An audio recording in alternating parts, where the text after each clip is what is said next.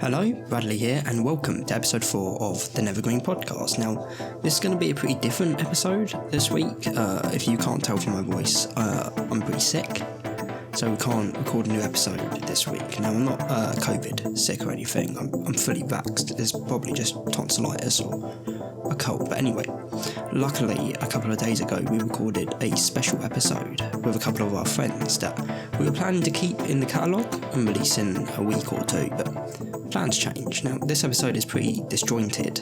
It's just a massive chat about movies and TV shows, but next week we'll go back to normal. We'll delve into Iron Man and the new Rick and Morty, but for now, please enjoy. Yes, we can just delve right in. We'll just talk about stuff. Yeah. So, we are here with two special guests. Can you introduce yourselves, boys? One at a time, please. No, don't talk over one another. Yeah, that'd be terrible. Come on. My name is Daniel. You didn't need to say the second name. You didn't need to say the second name. You've just doxed yourself. Doxed yourself. I'll bleep it, but you didn't need to do it. Fair play. Think about how many Daniels there are in the world. Get back to me. Alright, I'm going to have to bleep it again. You can't trust the internet, man. They'll find out who we really are. And we have another special guest. My name is Moose. His name is Moose. It's Moose. He's Canadian. No relation. I don't want to get doxed, man. No. He's the Canadian Captain America. You know what? That's actually an excellent nickname, Moose. I like it. Yeah. We're just Moose. Moose. So we're here with Daniel Bleep and Moose. Amazing. Yeah. And this episode is just going to be a chill little hangout where we're going to talk a lot of shit about movies and shows and all of that good stuff. Yeah. With Dan and Moose. Dan and Moose. Dan and Moose! The Dan and Moose podcast! The Dan and Moose episode! Yeah. But when you think about it, really, is it an episode, or are you just listening into other people's conversations? You guys are weird. You're right, I talk to you. You listening to this, you are weird. Just let that sit there for a minute. And now we'll move on. I mean, I personally disagree, because it is an episode, because we have recorded it and we're releasing it. However, what is it really? It's just... You're out of line. You're off the podcast. Sound waves being transmitted. I've never done something like this before. It does feel kind of strange, to be fair. Just quickly, can everyone put their drinks on the floor? Because the banging is yes, terrible. the banging is going to make a noise, yeah. I mean, like, the way I think about it is, like, there's nothing there. There's no walls. You're just having a conversation. There's no think walls. about it. Talking. The concept of the microphone is quite daunting. It's quite so strange. Look at it. It stands there. It listens to every word. It's you very say. phallic. If you think about it, that's the greater point, really. It's like intimidatingly phallic. So, gentlemen. And I'm not just assuming their genders. We are confirmed gentlemen. Yeah. Yes? Yes. Okay. Thank Yes, you for Moose? being- Alright, yes, Moose. Thank you for being inclusive. Yeah. Okay. Who's watched some good movies recently? Or some bad movies? We're going to talk movies. We are movie boys. And Hector. Yeah. I watched this animated movie by the guys who did the Spider-Verse. What are they? Phil Lord? Yeah, Tim yeah, Miller? yeah. Called Mitchells versus the Machines. I think maybe it came out You've last seen year. this, the Netflix movie. Yeah. The Netflix movie. Oh my god, Did you like watched it? Yeah. Yeah. I fucking loved it. I thought it was great. I watched the first 2 minutes of it, and I immediately closed it. Oh, right. It had was a like- really terrible meme at the very like beginning. a forced meme inserted at the beginning of it, and I was just Yeah. like, no, no, we're gone. I feel like apart from that moment, because it did kind of make me cringe as well, but I stuck with it because when I watched it, I was extremely high and I couldn't really get off the couch. And my friend just put it on the TV, so... Yeah. You were forced to watch it against I was your will. essentially forced to watch it, yeah. But I had low expectations for it, so when I first watched it, I thought it was fucking incredible. Are we allowed to swear? Yeah, of course. Okay, cool. Fuck. Motherfucker. No, copyright, mate. Oh, that is copyrighted. Okay. Yeah. Yeah, I thought it had very relatable themes of trying to bond with your family members. which I feel like. I'm sorry. It's okay. I haven't watched it, and the reason I didn't, I trust Lord and Miller. Cloudy with a Chance of Meatballs. Oh yeah, I forgot. Yeah, about that. I didn't even make the connection. That's crazy, I didn't even make the Yeah, connection. very good. I mean, the humor feels very consistent as well. Yeah. It's quite. They're good at fast-paced comedy, you know. Yeah. They are. The Lego Movie. Yeah, of Man, course. I mean, I haven't watched the second one, but I did watch the Lego Batman movie. I think the Lego Batman movie may be better than the Lego movie. In some aspects, yeah, I would agree. I feel like maybe I laughed at it more. Yeah, I think it was funny, but I just think the first Lego movie is more. I don't want to use. I hate using the word iconic when it's I understand, something like that. yeah. But yeah, it was like a bit of a first- cultural phenomenon. Yeah. Like the first Kingsman movie. Yeah. I feel like the second one was just like, okay, it's sort of more the same. Yeah. Actually, I don't stand the second Kingsman movie. I actually think it's kind of pish. I enjoyed it when I watched it in the cinema, but I didn't really think that it was anywhere near as good as the original. No. Well, that's the thing. The sequels that's the never thing, are, yeah. man. Exactly. It was always living in the shadow of it. But like, you know, at the end of the day, they probably just did it because the first one was a big hit and they wanted more money. Yeah. Like, you know, Well, that's why every sequel gets made. that's If the first one bombs, they're not like, let's do another. exactly. Yeah. Let's do that again. As if they just threw Elton John in there for literally like. no Oh, I reason. forgot about that. Yeah, Just that was Elton John, cringe. just in the middle of the fucking film. That was cringe. Yeah. They also did, as you said, Spider-Verse, which, man, best Spider-Man movie? I agree. Maybe. Yeah, it is. I think so. But I love Yeah. Spider-Man too. But yeah, it is the best But Spider-Man I think movie. the thing about fucking Into the Spider-Verse is that like you can like lots of people from different backgrounds can watch it and stuff like Yeah. that, even if they're not particularly like into superhero movies or into like Marvel or anything like that. They can watch it as a standalone piece of just like fucking amazing artwork, man. And so the Spider-Verse, I don't think I've seen it. It's the animated style. Yeah. Yeah. Man. Yeah, I mean, I still haven't watched it just because, like, for me, whenever even like who's the new actor that's playing Spider-Man? Tom in the Holland. Marvel Tom ones, Holland. Yeah, even that, like, I didn't really enjoy like seeing him as Spider-Man You're or purist. seeing Purist, because man. Well, what I have you enjoyed- seen his actual standalone movies? I haven't. No. You've only seen him in like the Avengers. Yeah. Okay. Yeah. I do tell you what though, I enjoyed them personally. So Into the Spider-Verse. Yeah. But like, what about the classic? Like, what was the actor that played?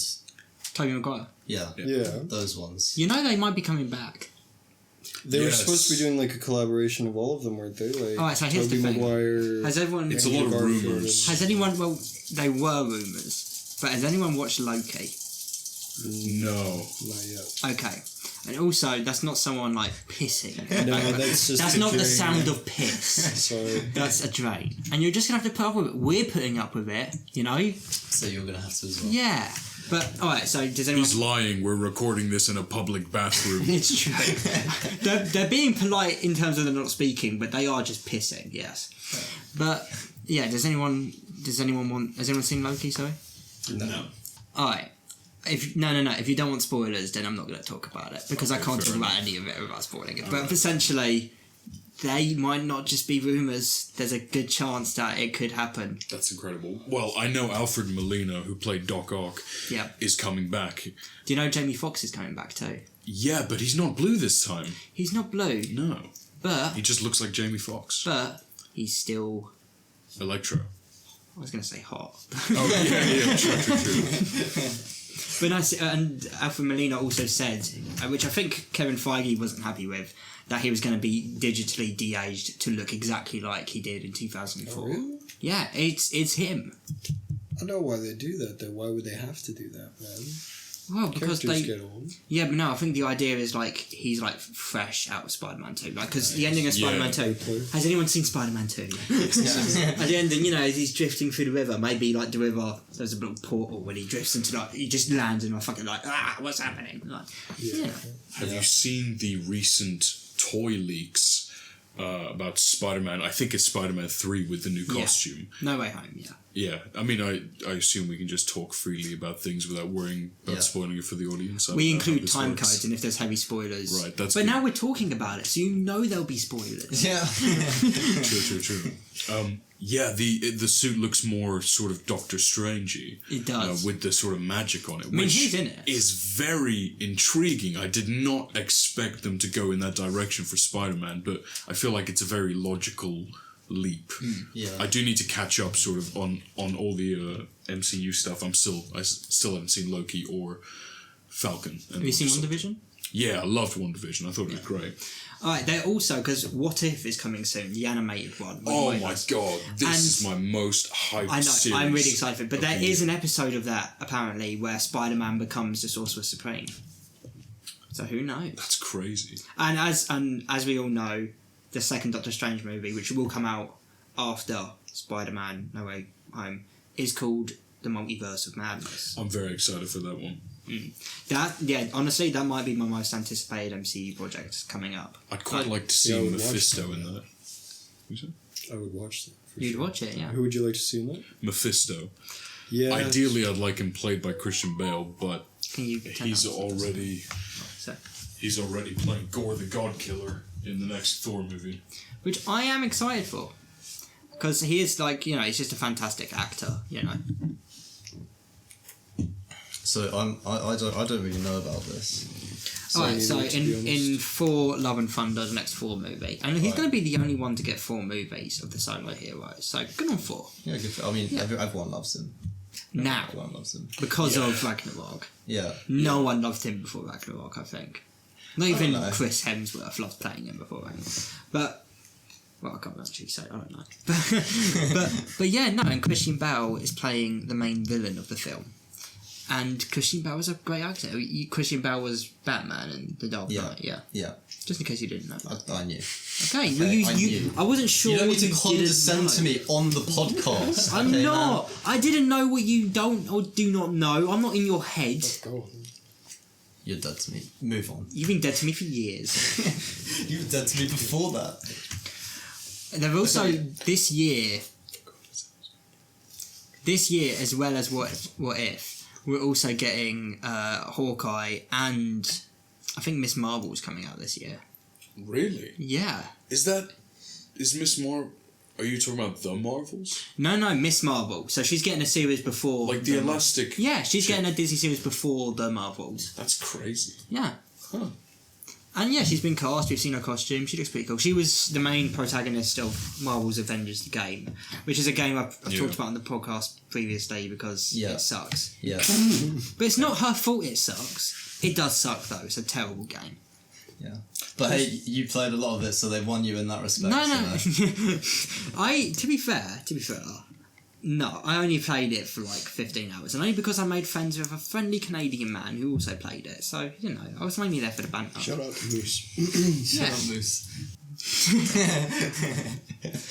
We are also getting the Batman, as in Matt Reeves' Batman. Matt Reeves directed Dawn of the Planet of the Apes and War of the Planet of the Apes, if you've seen that trilogy. With Brilliant Ryan. trilogy. Yeah, you've seen it, you said. Yes, You said you've... I have. Yeah, I think it's I one of the really best enjoyed ones. it, yeah. One of the best trilogies I've ever seen. Really Andy good. Serkis is perfect Oh yeah. as Caesar. Like, true. And the visual effects are stunning. And like when they came out, it was revolutionary as well. So even on top of it being an excellent trilogy, the practical work that went into making it was also top notch as well. It was. All of it, end to end, it was really fucking good. Yeah.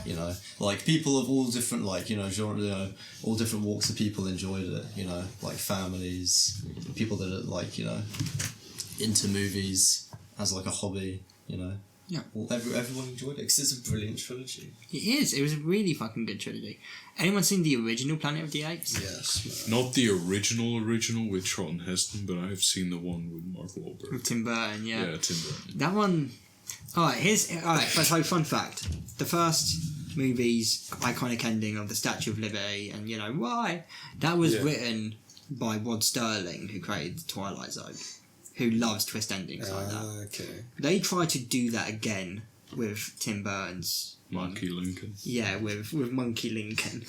And the thing is, that's just like that makes less sense than ever before. Because what the monkeys copied, like they evolved exactly the same as us. They had our civilization. Like it wasn't a monkey Statue of Liberty. It was just a Statue of Liberty. We were on Earth, but now we're on like a parallel monkey Earth completely. Yeah. Like, it's not just Earth in the future. This is like a new reality now. Right? Yeah. Doesn't make sense, mate. I don't like it. Not quite. And it was just a bad movie in general. It was. I'd say the original one stands the test of time for its practical effects. It I does. mean, 1968. Yeah, man. He says, looking off his phone. Yeah, that's the. I For just want to make sure I'm looking at the 1968. right one. He's not just. I just knew that. Just remember it. It made blank at the box office and it started blank as blank. And Yeah, well, yeah, it looks interesting. it does. Doesn't it? You know, it looks different. It looks different, doesn't it? But you know, for 1968, yeah, it looks very 1968. And there was a lot of the classic Planet of the Apes. There was like 11, I think, and they just get. Jesus. I haven't seen them all, but I think they probably just get worse and worse. Yeah. I have to imagine. I mean, what? That's a lot of name repetition. It is. There's so many movies with Planet of the Apes in the title. There's only so many words you can put in front of that before people are like, Come on. yeah, all right, come on. Well, what's the next one? Planet of the Apes again. Invasion of the War of the Planet of the Apes. Return of the King of the Planet of the Apes. Part 2. Electric Boogaloo. Eventually, to read the title of the movie, they give you a small book. A whole story. They read the title out loud, and that's actually part 1 of the movie. What did everyone think of? Has everyone seen Zack Snyder's Justice League? Yes. Yeah. You haven't. I haven't, obviously, no. Have you? It's 4 hours. It's better than the original. It is, but here's the thing. It is better than the original, but it is also like, if it has to be 4 hours to be good, is it even worth it? Yeah, I mean, it's a journey. It is. You know what I'm saying? It's a trek Technically, to get it's through. like 2 movies. Like it's literally double the length of the original Justice League. Yeah. It's And 2 why? Justice Leagues. Why? So just because the pacing is slow? No, oh my god, you don't know the story behind Justice League? Dude, this could take up the entire podcast, but I'll keep it brief. Alright, Zack Snyder was making Justice League.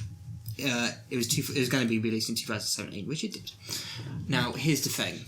1, Batman v Superman wasn't that critically acclaimed. As in, people thought it stunk. It did stink. It kind of stinks. I don't actually think it's that bad, but You're it's talking about the definitely not Justice good. League? No, I'm talking about Batman v Superman. Oh, right. Yeah. Right. So- But then, and this is sad, fucking Zack Snyder's daughter, Autumn, ended up committing suicide. Which, yeah, was, obviously fucking devastating for him. And publicly, it was announced that he had dropped out of the movie in order to kind of grieve and move on, and that it was given to Joss Whedon. Joss Whedon comes in and reshoots about 90% of the movie. And everything he reshoots is terrible. It's awful. He also adds in this... so the movie is 2 hours long, which in these day and age for a superhero movie is really short. And fucking... He adds in this weird subplot about this, like... Do you know the country that Steppenwolf was in Justice League? Where that family was in? Do you know what country it was? I do not remember I have no Justice League. There's like, I'm going to call it Scandinavia, because it's like a Scandinavia country. I think. Eastern Bloc. Yeah, and they're in that they're in a little house, and you just cut to them randomly in the movie, and they're like, "Oh, what's happening? We're so scared! Parody, and fucking, they don't need to be there. They're not in Zack Snyder's version. So yeah, a lot of the movies we shot, fucking Moustache Gate happens. All right. Henry Cavill was shooting Mission Impossible 6. Mm-hmm. Fallout. And for that role, he grew out a nice big bushy moustache. But then they wanted reshoots. Oh, yes. And he was like, okay, you realise I can't I can't shave the moustache though. And Warner Brothers, because I think, does Fox do Mission Impossible? I have no clue. I think it is, because it was two different companies. So Warner Brothers asked like the company behind Mission Impossible, hey, is there any chance he can shave off his moustache? And we would pay for a good fake one. And they stood their fucking ground and said, no, he's keeping that goddamn moustache. It's in his contract. He's keeping that fucking moustache. So they were like, okay, we're going to reshoot the entire movie. And I don't know if they were thinking no one would notice, but they just removed the moustache in post. With CG, yeah. With CG. And man, it looks fucking awful. And on a big screen, fucking hell, it looked terrible. Oh, no. I couldn't believe what I was watching. Rubber lip, man. It was like proper animated, like, well, now you can see. Oh yeah, of course. Because there's so much detail. So they had to in the top completely lip. replace his upper lip. Awful to look at. It was terrible. So yeah, the movie comes out. It doesn't break. I don't even know if it broke 600 million. I don't know if it did, and yeah, it was hated. Eventually, it comes out that Zack Snyder didn't leave Justice League. He was fired a little bit before his daughter committed suicide. And here's the thing. He had already shot pretty much the entire movie. He had shot all of it. They'd been shooting for months. Remember, Joss reshot 90% of the movie. The budget was 300 million by the end. Jeez, that's big. That's one of the most expensive movies ever made, by the way. And fucking... yeah, he's like, okay, I still have all the footage, and I would love for it to not just sit in my basement, I'd love to release it. And after a big fan campaign, which was hashtag... what was it? Hashtag Save the Snyder Cut or something like that. I think it's... Yeah, I remember that actually. Yeah. There was so much uproar. Release the Snyder Cut, yeah. Release the Snyder Cut. And it fucking works. And eventually Warner Brothers were like, okay, you'll win. Eventually, because he's like, okay, but I need to edit it. I've got all the footage, the raw footage, but I still need to edit it all together. They give him an extra 7 million. And he does 2 reshoots. Both are basically end credit scenes because he liked to tease the idea that something was going to happen.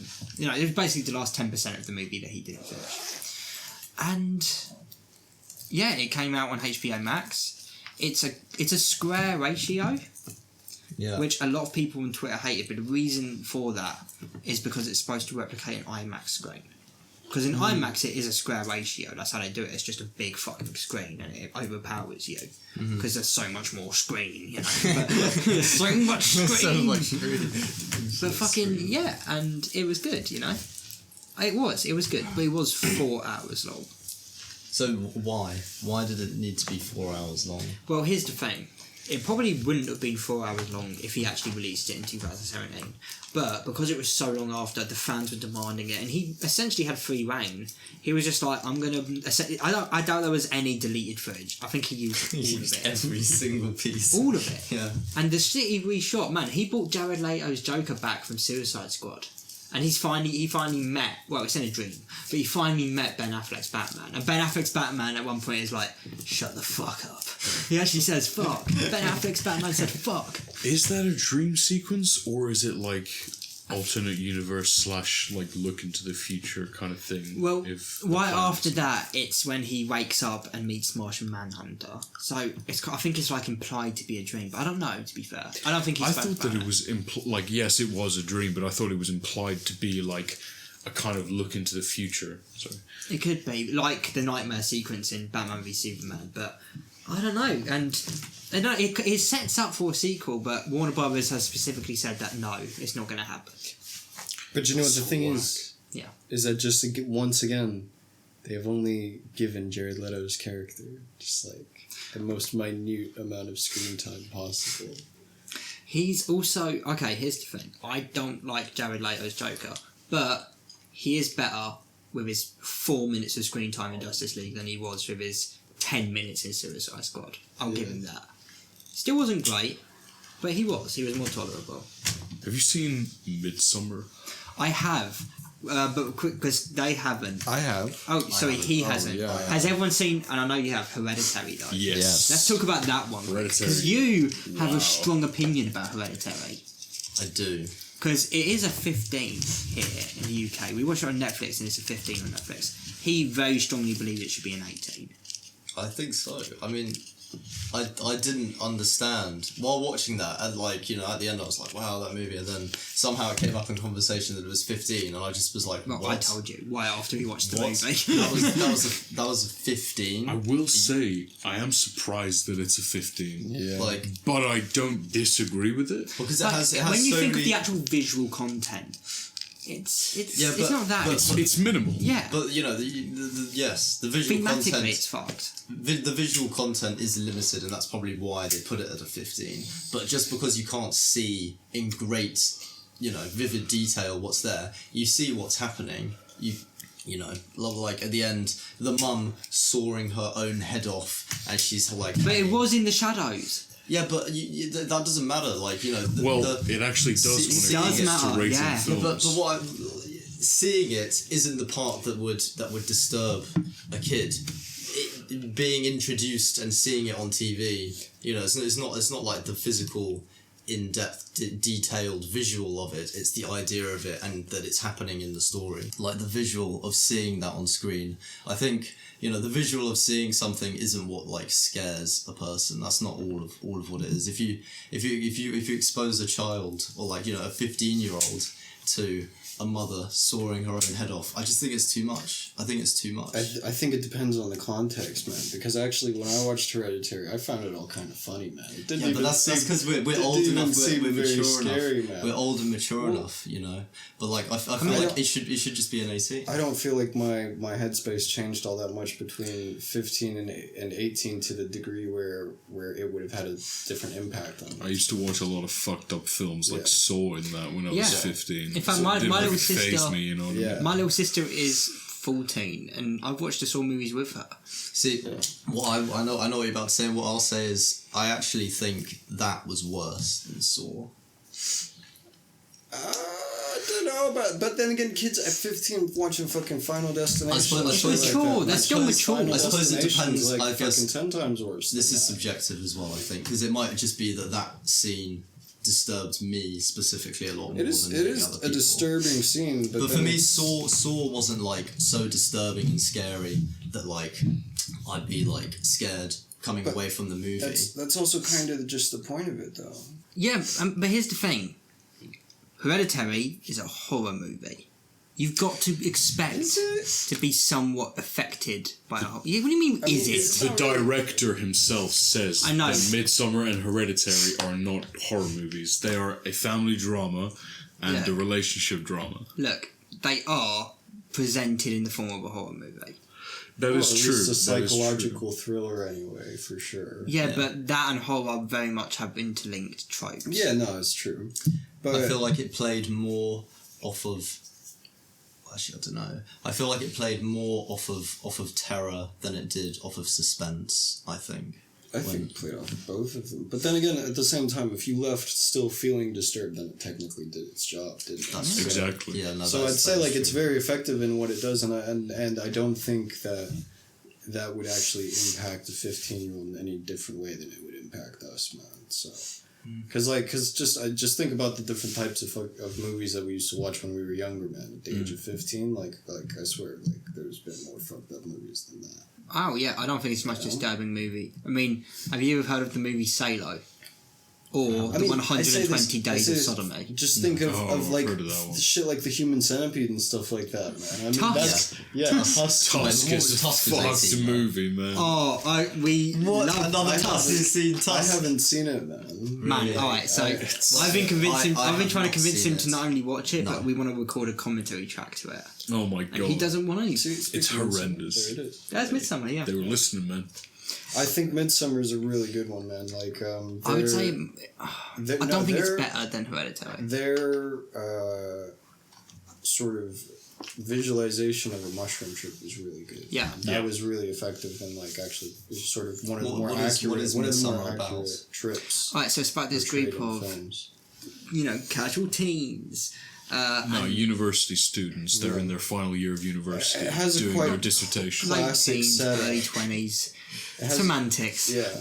And yeah, they go to a fucking... They get involved in cult shit, man. Yeah, they go to the, to, where is it, in Sweden, isn't it? Something Yeah, I like think it's that. Sweden, yeah. And, there's, like, this commune of, like, Is one of them hippies, doing more like a or less. paper on them? Yeah. Called the Harga. The Harga. Yeah. Yeah, they're like a commune of hippies, more or less, where they all do mushrooms and fucking do a bunch of And they're out in the rituals wilderness, and shit. right? Yeah, they're out in the wilderness, man. But it's not like, it doesn't look like the wilderness. Like, they've got... It looks modernized, you know. Yeah. like, Right. But not like concrete buildings, it's like wood buildings, but they're very elaborate. But Like, as it looks cushy. And they all eat dinner together over Yeah. like big tables. and without shit. without ruining it though, it does go very fucking sideways very quickly Yes. and like Very very shockingly as well. I'm So trying to think if I might have seen a trailer for it. you probably have. It was quite popular. It's got Florence But Pugh, who see- was Yelena in Black Widow. Films- Yeah, she's the think- main chick. Yeah. Films like Midsommar and Hereditary are kind of like a new vein of like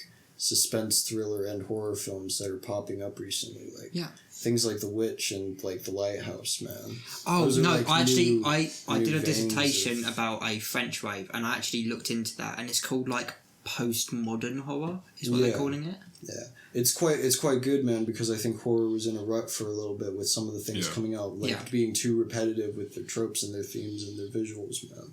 So it's nice to see like a new sort of wave of horror films coming out that are actually effective again. They're both done by Ari Aster, is his Yeah. name. And Has anyone his seen? cinematographer that he works with, Pawel Pogorzelski, I think he's called, they went to film school together. They've been buds for a long time. Has anyone heard? Because he did a short film. Has anyone heard of There's Something Strange About the Johnsons? I've heard of it. I haven't. seen it yet. I might have heard of it. but- Alright, so it's I like, I haven't think seen it's like a 8-minute short film. And, I mean, do you mind spoilers? No, I don't mind. Alright, so it's about this dad that is being sexually assaulted by his son. Jesus. Wow. Yeah. Wait, what's it called? It's like, I think it's called like There's Something Strange About the Johnsons. Right. It's on YouTube. Wow. And it's like, it's a fucking really good short film, but the point is this guy, Ari Aster, like, yeah, he likes to go in deep on hard topics. Did he film you know? this? Yeah, it was. Wow. Yeah, it was. He wrote and filmed it. It was one of his first in his filmography. That's crazy. And yeah, and it's very good. And the reason that's kind of a spoiler is that's kind of a twist ending. You're kind of led to believe that he's abusing the son Yeah. until you realise it's the other way around. That's quite strange. Quite a strange concept. Yeah, It is. that's a very strange twist as well. Yeah. Yeah. Yeah. But yeah, no, I think he's a fantastic director. Yeah, of course, man. That's good to see that new themes and sort of elements are being brought into these genres that weren't previously Do you explored. want to before. know one of my favourite postmodern horror films? Go for it. It Follows. Ooh. I haven't seen that, man. I stand It Follows. There's one shot in particular so the concept of It Follows It's is the STD, basically. yeah, it's basically a walking walking STD, and it follows you around, and it can shapeshift. And there's one shot where she thinks it's in the house. Someone opens the door, and her friend's standing there, and she's like, "There's no one here." And suddenly, this like 7-foot man just towering, like just lumbers behind her, and he has to like duck to get through the door. But she like freaks out and escapes through a window. But man, like that shot when I first saw it, scared the shit out of me. Yeah. Because that wasn't CGI. They found an incredibly tall man.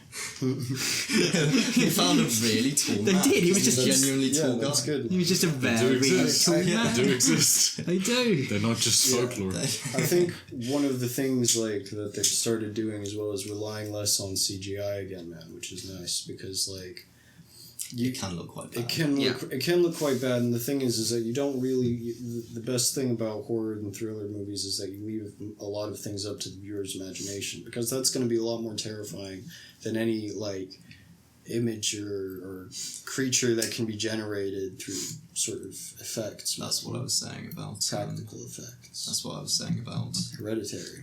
Yeah, because the they left a lot of it practical up to your effects, because they leave it up to your imagination. It kind of makes it more. It fucks with you more. You're thinking about it and imagining it more. Whereas if it's just on screen for you to see, it's the visuals that scare you more rather than the concept. And I think a scary sort of underlying concept is more terrifying than just the visual on a screen. You know? Yeah, I mean, I know they do leave a lot to the imagination, but then they also do literally just show a lot as well. It's a lot of foreshadowing. There's a lot of shock factor as well, man. Like, we see this girl's head get taken off, like, just by this post, man. Just clearly, just. And I loved it because there's that. And you see it laying there in the road, covered in ants. Oh. There is a fan theory that. Well, I don't know if it's a fan theory or like just canon. It's lore, but she was that demon. Yeah, yeah, that's like reincarnation. Her body was like that's written. Was possessed. Yeah, it's proper. Yeah. Sorry, I keep it. You're out. You're out of here, kid. Get out of the fucking podcast. Get out of here, Moose. You ruined it all. Get your ass back to Canada. We're cancelling this. You fucking loser. If we're talking horror movies, though, I have to bring up what I consider to be one of my favourite movies of all time, The Shining. Yo. Yeah. Now, you haven't seen The Shining. Now, this is always Get out. Whenever I'm having a conversation about any kind of media-related stuff with any media, you know, what do you call it? People who are really into You film. mean pop culture sort of? Right? Yeah, like, you know, anyone who's into Mainstream. movies, everyone will always be like, "Wow, why haven't you watched?" I mean, no, there's The things Shining? there's things like that for me as well, man. I mean, there's certain He scared me. fucking. I remember having like the first conversation with. Do you remember Jacob from college? Yeah. And like Who he kind of looks like. Oh my! Are you? he does as well, actually. Are you Stop saying his full name. We're gonna have to beat sorry. I was having like the first conversation with him, and it somehow got onto The Shining, and I was like, "Oh, I haven't seen that before," and he was like, "What?" You know, what? You haven't seen The Shining? And then everyone laughed at me, and I cried. I remember that. Yeah, you missed your pants and cried, I remember. But yeah, you know, it's like... man, Come back for 2 weeks. You have to watch The Shining because it's one of my. It might be my favourite movie. And Jack Nicholson's acting is like. I actually, when Doctor That's the one Strange with, was like, coming out, I got the chance to rewatch it in cinemas. I got the chance to rewatch it in cinemas, and man, that was fantastic. Yeah, man. Did you like Doctor Sleep? Yes, but here's the thing: Doctor Sleep is a 7, which is still good in my rating. That's good, but The Shining's a 10. Yeah, of course, yeah. So like, Is that just Ewan compared to McGregor The Shining, Yeah. Wait, he you plays rate the The kid Shining a from 10? The Shining. Shining's a masterpiece. You rate it 10. It is a masterpiece, to be honest. Yeah. 9. It is. Alright, look. For a long time, I rated it 9 because I wasn't sure. I felt like there was something missing, but then I read the book, and I realised that what was missing for a reason. Yeah. Because like it just would have been too. It just with the direction that he changed it in Kubrick, the way he changed it, it just wouldn't have made much more sense. It's like the ending of the book of Doctor Sleep. Yeah. They changed it for the movie to make it so they go back to the Overlook Hotel. Which was awesome. Yeah, it was I loved amazing. that. He teamed up with the fucking ghosts. Yeah. But then I guess not really, because they kind of fucked What up did you with think of darkness. Rebecca Ferguson in that movie? Yeah, I thought she was good. I didn't know what I was going to think about her, because... Have you read the book? no, I haven't, actually. I haven't read the book of The Shining either. They're both, no, okay, so The Shining book, because I love the film. So it was a published book before Yeah, by they Stephen made the King. movie. Yeah. And here's the thing. Oh yeah, Yeah, obviously. and Stanley Kubrick changed a lot, so much so that Stephen King pretty much denounced the film publicly. He doesn't like Stanley Kubrick's The Shining. In fact, he remade it into a 3-part miniseries. Oh, which is shit, yeah, he did. It's terrible. And I watched the entire thing in one sitting. It was like 4.5 hours. And it was I didn't like it. I didn't like it, Hector. All of his own adaptations are whack. They really are. He's a great novelist, terrible filmmaker in every regard. Dude, fucking Kubrick's like visual style matched it perfectly. Dude, yeah, he brought so much visual For life to suspense, the man. book. This is the one with like the two girls on the Yeah, tricycle. Yeah. resort. Come play with us, Dan. As far as his films go, I would actually kind of say that it might be even better than 2001: Space Odyssey, to be honest. Well, I would say so. here's the thing. I do agree, but they are both 10s. Yeah, 100%. I just think like At that feel point, like it's there's- subjective, I feel. I feel like out of personal Sorry. taste. Sorry, yeah, that's it. Go. Go on, I feel Miss. like The Shining is more like straightforward. It's got like a definitive narrative, whereas 2001 is sort of more abstract. I feel like. Well, I wouldn't actually say that about The Shining. It is- There's a lot. I mean, there's even a a lot of- whole documentary called Room 302, I think. It is still. Oh, what are you talking about? experimental. It's supposedly Kubrick's apology letter for faking the but moon landing. There's That's loads. There's interesting. loads of different shit. There's a whole little movie about it. Yeah. Like no, apparently people haven't seen think the there's a movie. lot of metaphor in The Shining. I haven't seen the movie, but I've seen a video breaking it down. Basically, Was it by YMS? who's YMS? Oh, are you Canadian actually? Properly, I mean, I wasn't born there. I lived there in my youth. man. He's Canadian. You should know YMS. Canadian. Your movie sucks on YouTube. Oh yes, I do know him. I don't watch him, but I know him. He did a video about it, which I mean all the fan theories are pretty much dog shit, to be honest. But there are a lot of them, and I feel like that should count for something, you know. I feel like it just count for something, you know. I feel like Kubrick is too much of a visionary fucking genius who thinks about his movies so meticulously and gets them to retake a take 127 times, even though her fucking hair is falling out and she's Yeah. literally dehydrated because she's crying so much. He's too meticulous, I feel like, for the theory not to be true, for all the fucking evidence that's there. Yeah, those sorts of people would want it done a certain way. Specific. Yeah. Or maybe it's a different message and people are interpreting it how he didn't want it to be interpreted. So one weird one is that if you take the movie and then you reverse it and then you like overlay it on top of the movie, so you're watching it backwards and forwards at the same time, when you reach there's a critical point at the midpoint where like the shots like perfectly align. But what the fuck? What does that mean? Who cares? Like But that's just why that is that just, like? Which shot that backs up his point that he was all about visuals. Yeah, but planned. but they were visuals. saying it like it actually was like a meaningful thing. It was Which like- shot is it though? I don't remember. It's been a while since I watched it. So essentially, there's a shot. Yeah, in the center of the movie. Yeah. So directly in the middle of timestamps. So if you play it backwards, it's still directly in the middle. Like if you Is see. it Danny with the rocket on his jumper, standing up slowly from the carpet, which kind of looks like the launch pad? It might be. It might be. Because that's the biggest theory maybe, that this Yeah, was all yeah. about the moon landing. Which is a weird theory. Yeah. Because if they were going to fake the moon landing, like, You would get Kubrick to do it. you would Yeah. get Kubrick. Doesn't Ron Howard think the moon landing was faked? We would like to apologize. Hector, let go of that for- cat! Sorry, man. Sorry.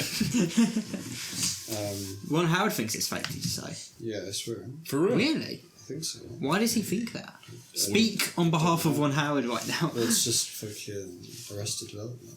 He talks about it being fake. Does he? Why is it? Oh yeah! Remember Yeah, that. yeah, yeah, yeah. Why is it What that about- people think the moon landing was faked? Because people love conspiracies. I don't understand how. Well, one of the like arguments they use is that the specific type of cameras that they were using, they were tested and they couldn't actually withstand the amount of radiation that they would have gotten from being where they were kept in the craft or something like that. So it would have fucked up the film and they wouldn't have actually gotten any footage. And also, a lot of the press releases,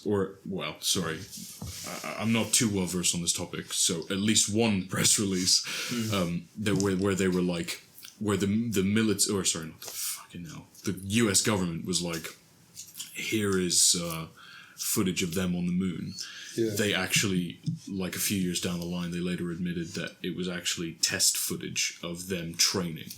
Yeah. That had been doctored and flipped and The- released to the public and darkened as well. Yeah, the overall idea was that at the time the American government wanted to sort of show its strength by Against Russia. against Yeah. Because Russia is Beat like them the in space race, race. It was like the race to the moon. Even though, I don't know, I feel like Russia probably won that. They did all this shit first. They sent the first man to, the first person to space, the first animal, the first satellite, right?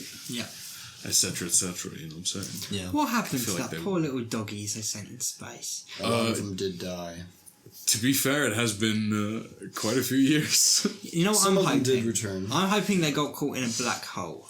Because here's the thing, that sounds awful, but that black hole crushes time. Their time would have been extended. And It also stretches you out like spaghetti. Yeah, but You would see your feet I think like those 20 miles away. By the point that you reach that part, you would already be dead, wouldn't you? If you're feeling. See, that's the thing. Would it actually do that? What would it actually look like? Because surely your body would just disintegrate. It's not capable of stretching in that way. What would happen? no, but that's the thing, it destroys the laws of physics. Yeah, it's light as well. The light Yeah. bends in a Yeah. way that you would see your entire body stretched out over maybe 20 miles or whatever. Yeah. Humans are 90% Space. light. So here's a weird thing that they delved into. What's it called? Is it Interstellar? Yeah. yeah. Still, It's a good I think I fucking loved that still movie haven't seen it. so much. Oh, man. Like I've By looks is pretty it Christoph Nolan? Yeah, I think so. It's Christopher. That sounds. Yeah. That sounds like it. I don't really watch movies on my own that often ever. Interstellar is the only movie I think that I've watched on my own twice, just because I loved it so much. Because space is awesome, man. Space is so Yeah. cool. Yes, and shout out to space. Shout out to space. They Gonna actually get you hired- featured in the next episode. They actually Would hired we interview a professional. space? What do you call it? They actually hired a professional astrophysicist to develop like a rendering software to accurately render all of the shit that they showed in the movie. So everything in the movie is accurate to real life. It's how it would actually look. Yeah. Yeah. And so like the weird thing is, if you were to fall into a black hole, would it just be, you know, in normal time for you, because it completely destroys time? Would your timeline still be as it is normally, or would you actually experience and feel time moving and human bending around? concept. There's a great Doctor Who episode about that. And it's not the one you're thinking with the black hole and the ood and stuff. So this is Peter Capaldi's last episode, which I haven't shown you yet. No. So it's a big no. Peter Capaldi's my favourite Doctor, and I will fight for you. See, as an actor, yes, the material he was given. He has a no. terrible era, but he is the best I Doctor. just hate Stephen Moffat's writing. I know, and we can talk So about it. We much. can Yeah, talk about it. we'll talk but about that. it's I like- love okay, that so too. there's a big long spaceship, and it's drifting towards a black hole. It's so long that the people on one side, their time is being crushed, and the people on the other side, their time is normal. So And what there's would a you big see? and there's a big elevator, and it's literally like seconds for them is, you know, weeks for them. Yeah. And that elevator that just moves in that one direction is the only way to get between 2 points. Yeah. Yeah. But would you? Yeah, I suppose. Yeah, if you were to fall into a black hole, it would just be. For you. Yeah, and you the would closer- just and the die. closer you like get- people talk about how like the closer you get, the more time slows down. But for you, it doesn't slow down. It's just time. So you go in and you die. But from the outside, you I actually. mean, think never about go it. There's in. that. It's a meme, but is time even real? It's a human construct. It's just a meant, human construct. meant to bring order to natural chaos, man. Yeah. Because outside of Earth, there is literally no real time. Yeah. It just bends and just becomes nothing. Yeah. No. So, But yeah, no, Doctor Who and Stephen Moffat specifically. Did you ever watch Sherlock? Yes, I did. I thought it was good up until season 3. Oh, Yeah. I thought the same for a while, but then I realised, oh no, all of it's bad. Yeah, I rewatched it and I thought it was just very Like Fucking they self-indulgent. everything they To a do degree, bad in yeah, 1 and man. 2, This they would just come do back. worse in 3. And that's why you notice. But 1 and 2 still have those exact same problems, just a bit smaller. I thought, as far as villains go, Andrew Scott's Moriarty was sick. He carried it, man. That's one And then when they incredible killed quote. him- I will also say he only appeared in 1, but Charles Augustus Magnuson. I thought that was an excellent fucking he villain. was really cool. If he had been explored more, he Yeah. probably would have been really fucking cool. Yeah. But he just there you go. It was in the one where he shoots him in front of John, and he's the guy who he has a vault of secrets in his head and he blackmails everyone. Yeah, And Mary tries to kill him. Sherlock, Oh shit! Yeah. Oh yeah. Charles Augustus Magnuson. the German dude. Yeah. or Austrian. Whatever. But I control John, Yeah. so now I control you. They were such dicks in like the last episode of the 4th season. Man, Man, they okay. brought Moriarty back for that. I watched one that in scene, cinema. man. They watched that in the They brought fucking it back for cinema, one man. scene. Everybody was just like, "Fucking yes, he's alive!" And then it was like, "Fucking however many years earlier." That's a dick move because they waited to show it. They didn't show it immediately. It's true. They waited a good minute into that scene to show it. Then Now it's like you haven't watched it, alright? yeah. No. So Okay. wait, this is the one with Cumberbatch. Yeah. Yeah. Okay. Bendy Dick Cumberbuns. So the fucking last episode ever, possibly, maybe. Yeah. So series 4, episode 3, the final problem. Okay, what you need to know is, up until this episode, this is supposed to be a relatively grounded, normal show. Yeah. Like, he's a very, very smart guy, and sometimes the plots are a bit outlandish, but it's set in the real world. Yeah. Our world. Yeah. This world. Okay. Okay. In the 3rd episode, we meet his sister, who he thought was long dead. And the thing about her is, she's an X-Man. And I wish I was joking, but and correct me if I'm wrong, but I think this is a very accurate description. She is so incredibly smart that she can control minds. Is that not exactly what she does? I think that was more or less. That's the gist it, of like- she manipulated people. with She's so her- smart she can manipulate anybody. You can't be in a room with this woman ever. Don't let her talk to you. Blah, blah, blah, blah, blah. And then, She can but it was control then minds. turned into some really weird, trippy, like. Yeah, she's basically child- she's sawing them. child, She's doing a saw like, yeah, thing. she did do a saw thing, She didn't basically she? did a That saw was- thing, yeah. Such a fucking cop out. I know, it was the It's worst. so awful. And his It's so lazy. Like you really can't sit down and try and come up with like this. I know. Also, was it elaborate supposed plot to be that's like some a sort of staple of Sherlock. message, like about? Was it supposed to be some sort of like feminist message? Exactly, like this strong, smart woman outsmarted Sherlock Holmes. Well, no, because he does win in the end, I technically. mean, yeah, true. Alright, but here's the fact. So, yeah, I watched this in cinema. Also, his love interest, the dominatrix, she outsmarts him regularly. Yeah, it's Yeah, true. Irene Adler. Irene Adler, that's Yeah. it. Dude, but again, I think the acting was all really good, but it's like you said with the writing for Doctor Who, Yeah. just the material. Well, that's Moffat for you. Yeah. And I'll get more into It's the same guy. I'll man. get more into it. But fucking, yeah, the worst thing about it, because again, I watched it in cinemas, and it begins with this plane crash. Alright? The first shot is a plane crash. Well, it's not crashed, it's like crashing. It's like falling through the sky. It's like, Everyone is asleep, like passed out, apart from a little girl, I think. And then Moriarty's voice comes over the terminal, and it's like, "Hello, my name is Moriarty. Yeah. This is the final problem." And then the episode goes as normal, and you're thinking the entire episode like, "Well, shit, what's the thing?" But Sherlock's not even there to hear him go, this is the final problem. I know. So it's like, what? Who are you saying it for? This little girl, she doesn't understand. I know. So it's nowhere, it's not smart or anything. Okay, by the end of this you'll understand, but this is an incredibly massive plot hole that I will never understand. Because at some point you hear audio from the plane crash through like a walkie-talkie. You hear a plane crash happening. Yeah. Then at the end, we return to the plane crash, but it turns out it was all happening in his sister's mind palace. So there wasn't actually a plane crash? Or was there actually? I still don't know. They delved into the concept of the Mind Palace thing like way too much. But how did the mind palace talk through a walkie-talkie? I think it was her talking through the walkie-talkie, wasn't it? She was pretending to be this little girl. Yeah, but She was the using audio was the voice. exact. It was exactly what we were seeing when we were seeing the inside of the Mind Palace. I think it was all. You can't just recreate plane crash audio that easily. I think it was just supposed to all just be going on in her mind. Yeah, it just... So apparently Sherlock's sister's voice is so convincing that it makes the other people on the other end of the phone hear the sounds of a plane crashing that's happening in her mind. Yeah.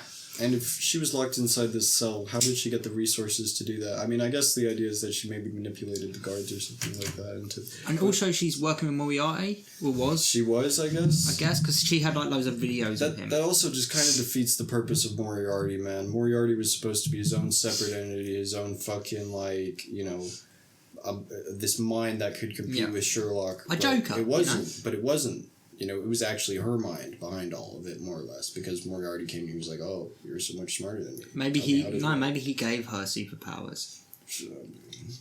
Was she just retconned in? I mean, she was never referenced. Never.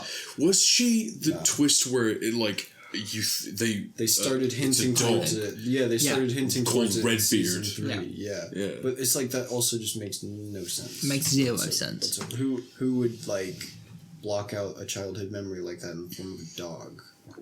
It's not very likely. Especially Sherlock fucking Holmes. Yeah. Yeah. Yeah, they delved into this whole other side, man. This whole, like, exploring his, like, emotions, I guess, or you could say, and... Yeah. Yeah. They definitely went overboard with the Mind Palace stuff, though, man. It was excessive. I think it should have just been referenced as, like, a trick to be used. And even after they cockbaited and teased fucking Moriarty coming back and he was underused, there's a post-credit scene at the very end of Moriarty. He comes up in the little tape saying, "See you soon." That Christmas special, The Abominable, like, Bride. Yeah. Did you see it? Was that the period piece one? Yeah, the Victorian one. The feminist propaganda one. Yeah. Man, that was a weird episode. That was, and then it did completely destroy the fact the Moriarty comeback. He just said at the end of it, "Oh no, he's dead." Yeah. No, he's just dead. That's it. He couldn't come back. And so I think they didn't exactly know where they were going with that idea of Moriarty being back. It's time I bring up what Stephen Moffat... Okay, because here's the thing. Stephen Moffat is actually legitimately a good writer. But, no, okay, hear me out. Hear me out. Hear me out. Hear me out. Hear me out. Hear me out. Hear me out. I disagree. Hear me out. Hear me out. Hear me out. Hear me out. He cannot, for the life of him, figure out how to write a season-long arc. Yeah. Sometimes he pre-plans it and it still goes wrong, like in Series 6 of Doctor Who. Sometimes he doesn't pre-plan it and it still goes wrong, like in Sherlock. But when he's focusing on a single 1 or 2 episode long narrative, he shines. Fucking The Empty Child, The Doctor Dances, The Girl in the Fireplace. This is all early New Who. Yeah. And admittedly in Sherlock, like, the episodes with Moriarty, again, the sequential ones, like, not the standalone cases, they were good, like, in and of themselves, man. It was the Hound of Baskerville episode, it has a dumb little twist in it, but I think it's fine. Yeah. The new Sherlock. Yeah. Yeah, that was my favourite episode of all the new Sherlock. Yeah. Yeah, I don't know. Maybe it's because I have a soft spot for the Hound of the Baskerville story. Yeah. I just have a graphic in novel general. of that, man. It's a great story, isn't it? Great fucking beast prowling like the moors of England. It's just a great story, isn't it? Yeah. Yeah. What did you think of the weird CGI hellhound they used in that was a episode? bit. Yeah, I mean, whatever. Fucking hallucination. They should have just kept it all off screen. Yeah, they should have. Again, and it ties back to that horror element. It does, yeah. But no, I'm not defending Stephen Moffat as a showrunner. He wasn't a good showrunner. But as a single episode writer, I think he's great. Yeah. He's good, yeah. Did they bring on other writers for Sherlock? So it was mostly written by him and the co-creator of Sherlock, Mark Gatiss, who, okay, I don't stand Mark Gatiss. I think he's actually kind of a shit writer. He's done a lot of episodes of Doctor Who, and the best one he's done is average. All the rest have been either mediocre to actual shit. Wait, is he an actor as well? Yeah, he's also an actor. He plays in Sherlock as well, doesn't he? Yeah, he plays fucking the Sherlock, brother. right? Or no? Oh no, that's. He plays the brother of Sherlock. Yeah. Mycroft. Oh yeah. Mycroft. Yeah. Mycroft! Remember that saying? He did League of Gentlemen. He did Yeah. Psychoville. Yep, yeah, with did those guys, yeah. Inside Number 9 with the Reese. Yes. Reese Did he Shearsmith is it? I and- mean, and he's Steve not in Pemberton. it as much as the other two are. Stephen Reeves. Oh no, that's true. Actually, I think that's their side project. Yeah, but I Pemberton think and he was in Shearsmith. it at one point for sure. He was, yeah, Yeah. but I think it was just for Right. an episode. But here are some of the episodes of here are some of the episodes of Doctor Who he wrote, and if you don't recognise them, then I'll explain them. So he's written The Unquiet Dead, which is his best one. That's the one with Charles Dickens and the Gelf, which is solid. Yeah, the ghost gas monsters. He wrote the episode with The Wire. You know, the TV that takes faces. I quite like that one. Yeah, but I mean, it's fun, but I mean, it has a lot of weird. It's a weird episode, man. It is weird, but How I don't are think- those people alive when she has removed their faces and then, well, yeah, their nose and their Can't mouth? breathe, How are those yeah. people breathing? How are they alive? And then in series 3, I don't think he wrote an episode, but in series 4 with Donna, he wrote fucking what is it called? Nope, it's gone. It's gone. It's gone. Rest Gone. in peace. Of Donna, He wrote an episode with the Donna. library. No, that's Moffat. I'm talking about Mark Gatiss. Oh, Alright, in series 5, he wrote Victory of the Daleks, which is the one where the Daleks are like posing as Nazis, and he brings in those my Power God. Ranger Daleks. Oh yes. Yes. Did you say Power Ranger? Dog? Yeah, like Yes, the a coloured multicoloured Daleks. Dalek. They released it at the same The time Matt that Smith Apple released episode. all the different coloured iPods as well. Yeah. Like the iPod. That's No, it's true. It's true. Cringe. Yeah. Yeah, it's a bad cringe. episode. In series 6, he wrote the episode with the peg doll people, where Amy turns into like a peg doll and they're haunting like a little boy in his dollhouse. Peg doll made out of clothes pegs, basically. Yeah, and it's a fun little episode, but I mean They're being haunted by these peg dolls. this little boy is, and they end up Pegs. in the dollhouse. So it's an okay episode. In series 7, you've definitely seen this episode. He wrote 2 though. The first one was Cold War, the one with the Ice Warrior on the submarine. Oh yeah. Now this is a fine episode up until the ending, which he just flops. Because the ending is like, Not the best. yeah, it's just so anticlimactic. It basically goes, so there's it's with Clara and the 11th Doctor in series 7, and they're on a submarine in the Cold War. Oh, yes. And yeah, there's an Ice Warrior. And yeah, and basically it's so anticlimactic because it goes from one scene of the Doctor's like, I'm gonna blow this sub up, I won't let you destroy the Earth. But the Ice Warrior's like, face me now, Doctor, ah! And then like, boom! And the immediate next scene it's like, oh no, we're fine. So, yeah, it's all good. I didn't have to destroy us. I almost killed no, that doesn't get said, but it should have. He almost killed them all. Yeah, very anticlimactic. And then he also wrote, and it's a terrible episode. I hate this episode, it's the worst one. An episode called The Crimson Horror. With the Paternoster Gang, which is a Silurian and a human female maid. They're a lesbian couple. Oh yeah. And their butler, Santaran, Strax, who is the worst character in Doctor Who. I hate Strax. Which series is this in? This is series 7. With which Okay, actor? so With which actor? with Matt Smith. So Okay. his doctor gets trapped in like a red wax thing, and is like a little slug parasite monster on a woman's chest, an old woman, and she's the main villain. It's a weird, dumb episode. I hate it. And then in series 8, which was Peter Capaldi's first series, he did the fucking Robin Hood one, which was just cringe. It was a terrible episode. To be fair, To be fair, I did stop watching after David Tennant. Like, I think a lot of people. which is I wouldn't say it's wise. David Tennant and Matt Smith. I think a lot of people stopped watching after Matt Smith. Man, I will say, the Weeping Angels are one of the best Moffat, yeah. creatures. One of the best creatures that have ever been put to television. True. They're Right. so scary, man. Did you? I have a friend who, there's a house opposite his place. There's a statue there. I've known him for years. Every single time I'm at his house, I'm fucking 21 years old. It doesn't matter. I'll be walking back, and I'll be staring at this statue, and it'll look like its eyes are at me. And that's because of Doctor Who, man. It's creepy as hell. Have you ever heard of the Doctor Who spin-off Class? No. Alright, so it was in like 2000 and I want to say 2016. And it lasted one season and then it was cancelled due to low ratings. Alright, so it was set in a school, and the school has like a rift in time. Basically, Torchwood, but in a school. And the season finale, alright, so it sets it up for a second season, and this season finale is mad, okay? Because here's how it ends. There's this woman who's been around the entire season who's like working for some sort of shadow organisation. She goes into a big hall and she meets this big load of fucking, the organisation she's working for, essentially.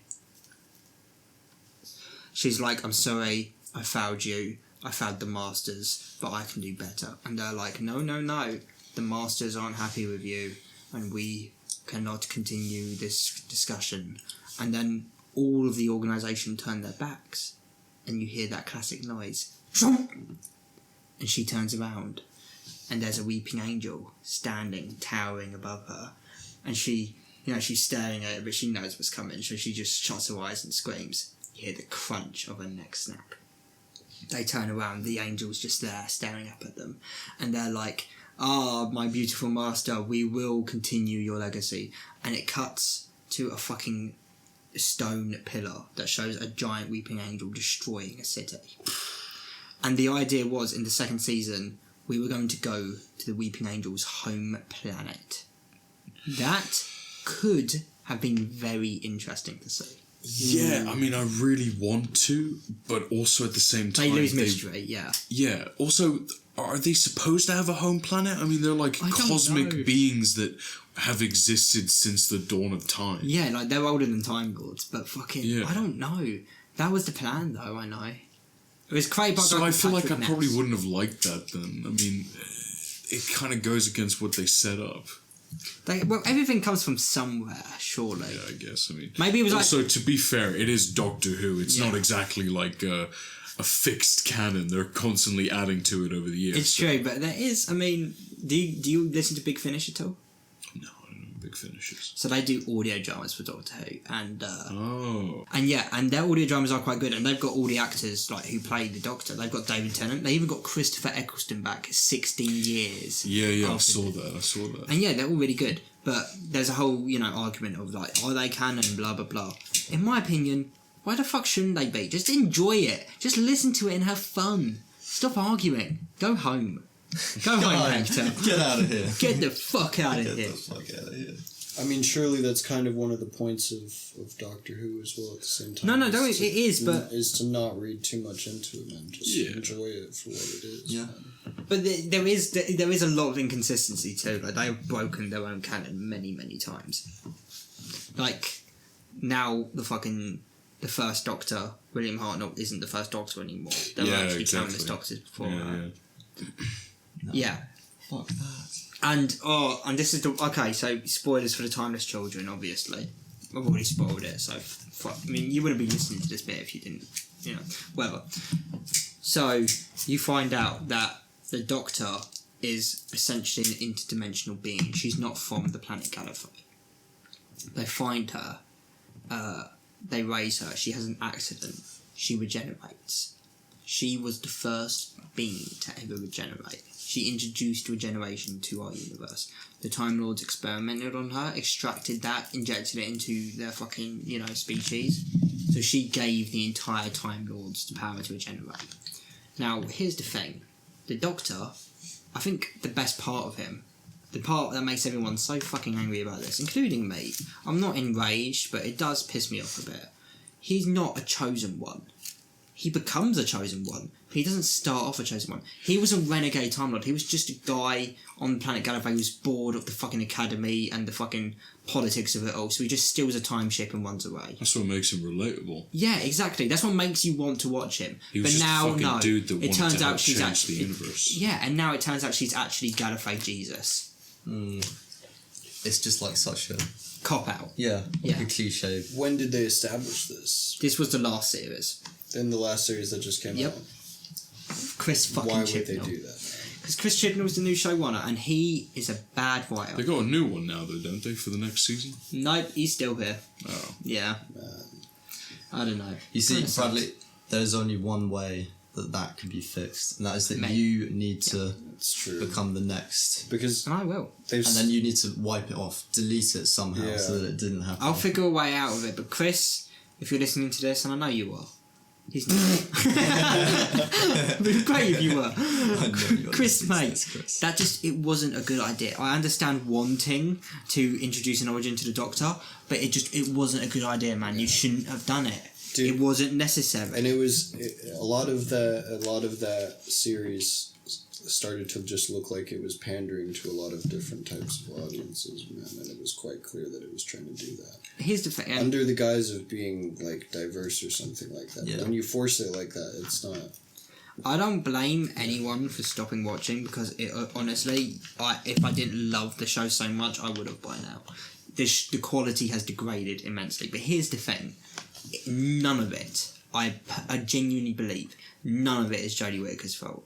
She deserves 0 of the hate. Yeah, It's the material she's getting. It's all Chris Chinball. Yeah. It's fucking him. I think it could. The concept itself could have been done really, really well, man. It is, and she is a great concept, artist. man. She's in an episode of Black Mirror. She's in Yeah. Broadchurch. Ooh, she's great in Black Mirror. And Should we talk Broadchurch about as Black Mirror well, after man. this? Because it's fucking great. Man, I shit. could go on Broadchurch for is hours really about good. Black Mirror. But We'll yeah, talk about Black favourite Mirror Black for Mirror. sure. Yeah. I haven't actually seen Broadchurch. What's it about? Set in a school? No. Alright, so No, it's a it's- Chris Chibnall created show, and here's the thing. It's actually, I've talked with you privately about this, Hayes, and by privately I just mean off the podcast, not like it's a secret. But he is legit the reverse of Stephen Moffat. I think, and that's why Doctor Who is bad, because he doesn't actually, like, it's not a season arc. He doesn't do long season arcs. He does in Broadchurch, but he's reverse of Stephen Moffat. His single episodes, his standalone stories, are complete and utter dog shit. But when he has to properly develop a story over the course of 6 episodes, and he has to think of everything, he can't just do a fucking jack-off cop-out. Like, it becomes... he's a better writer. So so when I heard he was going to be showrunner, I wasn't like... I didn't think it'd be a bad thing. But he abandoned the story arc. Everything's episodic. The most story arc, The Timeless Child, people debate as a story arc. It isn't. It just gets some references. It's not like a evolving thing, you know. Yeah. Like, I don't know. It's bullshit. I'm sorry. No, I still watch I'm it. sorry, man. You still watch No, it. I'm still talking to Chris. So I'm apologising to him. I couldn't still be watching it. Not at this point. No. And then recently they brought Captain Jack back, and now he's cancelled completely. So, you know. Oh, yes. Yeah. Yeah. Even though Noel behind the Clarke should be scenes. getting talked about a lot more, in my opinion. Yeah. But no, they're talking about I John. don't know much He's on the cancelled. situation, Why was to he be cancelled? honest. Which one? Jack Noel or Harkness. Because Jack Jack, Harkness was it put his because dick on someone's shoulder. Yeah. Well, it's more than that. He would just constantly get his dick out on set all the time. And he would also grope people a lot. On the set of Doctor Who. And torture it. But yes, I'm Doctor Who too. That's There's actually a story. So set, it's an yeah, actor show from kids, Buffy. I think his name is James Masters. He's from Buffy. He plays Spike, if you've ever seen Buffy. Spike the Vampire. He's a good actor, but he was a guest star on Tortured, and someone asked about his experience at a convention, and he tells this story about how... Because there's 2 main female actresses on... I should have just said actresses. No point in the female. There's 2 main actresses on the thing. Their names are Eve Miles and Naoki Mori. And while he was on set, he noticed that John Barrowman... We've been calling him Jack the entire time, I realise. His real name is John Barrowman. It's not Captain Jack that's cancelled. Captain Jack hasn't been getting his cock out. In the middle of the shoot. And the fact that, People's shoulders. the fact that Dan also said, man, that's a show that kids watch. Well, it is. Doctor Who is a family show, so it is bad. But okay, but here's the thing. So yeah, and he noticed that he was feeding, like he was touching, like he was poking the women's breasts and all that shit, and they were like, John, stop. Like one of them was like, John, stop. So he goes over there, and because he doesn't really know the cast, he's trying to be casual with them, but he still, he saw what he saw. So he was like, if you just stomp on his foot as hard as you could with the back of your heel, he would never do that again. He would teach him a lesson. And apparently, he said it kind of loudly, and kind of, most of the cast heard. And apparently they all looked at him with horror. Because no, John does that. You don't question John. John touches you, and they're fine with it. But no, they looked at him like they were like, "Why are you here if you didn't know about this?" kind of thing. Yeah. Which is crazy. It's just kind of peak that they have to even be told, like, yeah, stomp on its foot and it'll teach him a lesson in the first place. Like, it just shouldn't be a thing. Yeah. You know? Alright, so yeah, and he was doing it on Doctor Who, which is probably a big reason why Christopher Eccleston left. Yeah. Probably. Understandably. Yeah. Because he's a serious actor. He's a He did actor. Hamlet, for fuck's sake, you know? And yeah, and it's fucking... Let's go from that to a TV show where someone's just getting his dick out on the set all the time, joking Yeah. around. Yeah. Isn't he a Sir Christopher Eccleston? I don't think he's a sir, but he should be. He really should be. He was fantastic in 28 Days Later. Yeah, he really was. He was shit at Malekith though, but he wasn't passionate about it. It was just a paycheck. He was also in G.I. Joe. He was, and that was also Was he just really? a paycheck. Yeah, he was. Yes, he was. Amazing. I've never noticed that. Yeah, he was No, I told you that before. Have you? Yeah, So I have the same reaction? yeah. I can't wait for 28 months later. He's actually coming.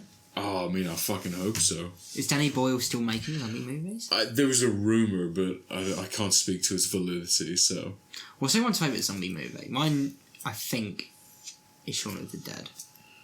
It's just a classic. Haven't seen Fucking. that. It is a What do you mean you haven't seen Shaun of the Dead? Have you seen Hot Fuzz? Yeah, I've seen Hot Fuzz. Have you seen The World End? No. Oh, the Cornetto trilogy. It's brilliant, man. I'm gonna have to show you all of them, and we're gonna do a commentary track to all of them I'm fine with that. because they are some of the best. It's an comedies you'll anthology ever trilogy, and there's just a common theme of the Cornetto, watch. Yeah. and it's What just... that just pops up. So in every one, there's like a dialogue exchange of like, "I'm going to the shop. You want anything?" A Cornetto. It's called the Three Flavors Cornetto trilogy Yeah. by Edgar Wright. And the first flavour is red, which is blood because it's a zombie movie. The second one is blue because it's plays because it's a police movie. And the third one is green because it's sci-fi. Yeah. That's so strange. It's a really cool little trilogy. I'm really going to have to show you them though. I've got them on Blu-ray. But yeah, my favourite zombie movie, I would say, is Shaun of the Dead. It's a good movie. Yeah, it is. Is yours 28 Days Later? You know, I don't know. I really, really love zombies. Yeah. Zombies are very, very cool to me. Yeah, no, I wrote a little always had zombie a- thing ages ago. I love the idea of zombies. I've always been very passionate. Like The Walking Dead, I've been like a loyal viewer of it. Like I understand people's criticisms and stuff, but I still sort of I watch it exactly when it comes out. Still, you know what I'm saying? And I watch all the side material for it and everything. Have you watched all the classic, like, Night of the Living Dead series? Not all of Romero's stuff, but I've seen quite a bit. And I really like, is it Land? Where it's the sort of gas station guy and he like gains sentience and you sort of see you see the humans like essentially being barbaric. They're being cinematically framed as barbaric as they're like rolling through the streets in buggies like whoa whoa with golf clubs and guns and mowing down all the zombies because they're all distracted looking at the moon.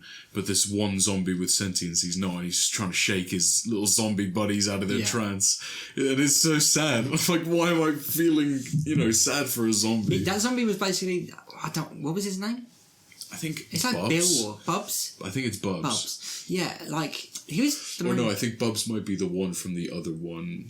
It does begin with a where bear. the guy gets ripped apart in the elevator. Oh, nice. I don't Nice know the name. zombies. I can't remember. They're 18, so you don't have to wait like that. Shit.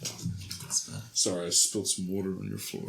Oh, Floor Seymour's. Moose, get the fuck out of here. Get you out. You're out of here, son. Clumsy asshole.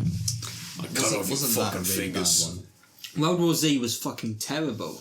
Yeah. Have you read the book?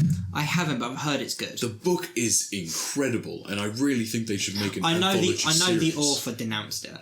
The movie. Yeah, Max Brooks. Yeah, he was like, in an interview, he was like, it's okay because I can just remove myself from it because it shares nothing but the name. Yeah. But the book is fantastic. The zombies are slow in the book. Yeah. And I thought, the reshoots were so fucking obvious. Brad Pitt is so uninfused in some scenes and infused in others. Paycheck. Yeah. Huh? Paycheck. paycheck. Yeah, obviously. To be fair, though, it was like a project that he was invested in. Yeah, at first, but then they changed the director and he disagreed with. Yeah, I mean, they shot a bunch of scenes in Russia. Yeah. Where they just, like, there was a whole war. Like, it lived up to his name, you know what I'm saying? Yeah. Like, actual fucking trench warfare where they're like, yeah. There's also It's that a one. shame, you know? There's also that one scene where that weird guy like pulls one of his teeth out. Yeah. How the try it? Yeah, no. It will no, try it because it will never work. You cannot pull your own teeth out. You cannot get that grip unless he's got tiny little pieces of sandpaper on his your fucking teeth fingers. are also really fucked as well. Like if your teeth are just like that, like loose, then you can just. Did you see what that guy looked like, though? I would believe if his dental hygiene was poor and it was that easy to pull his fucking teeth out. I don't know, man. Charlie Because that's from the thing. Yeah. They're not like loose. He like forces. He's like you know, like he struggles. Savage. It's not as if he's just going. Still, if you're able to pull out all your teeth, no matter how hard it is, if you're still able to do it, then they are looser than they should be. 100%. Yeah, no, it has to be either that or again he has super he- strength or he's got grip. He was locked in a cell for a while. Just he done push-ups every day. Practicing, he was training for the day that on the movie set he'd. And to be put fair, his teeth if out. there was a real zombie apocalypse, you know what? Whipping all your teeth out is actually the most selfless thing you could do. Yeah. You can't buy it. That's why he was doing it. Just Like, mush up all your food and Yeah. then put it in your mouth. just eat human shit for the rest of your life. I mean, if you think about it, in a zombie apocalypse, the most selfless thing you can do is just, reenact Human Centipede. Just eat human Yeah. shit, Yeah. Pull out all your teeth. I mean, if you think about it, the most selfless thing you can do in a zombie apocalypse is to shoot yourself in the head. That's true too, actually, yeah. So you just can't come back and like There's no fucking worries kill of you people. being a zombie. Unless it's magic zombies and headshots don't matter. Army of the Dead. I actually haven't seen it. There is two whole shots that go on for at least 10 seconds dead each pixel. with a dead pixel. What? Ridiculous. Wait, really? Yeah. They didn't even fix that in post? No. Really? Would have been so easy. That's so weird. Did he not notice? I guess so. How do you not notice? Or maybe he did notice. He was like, they won't notice. that is definitely it. Or maybe he was like, they'll think it's intentional. They're just gonna fuck with their heads. Get them out of that fucking dream world.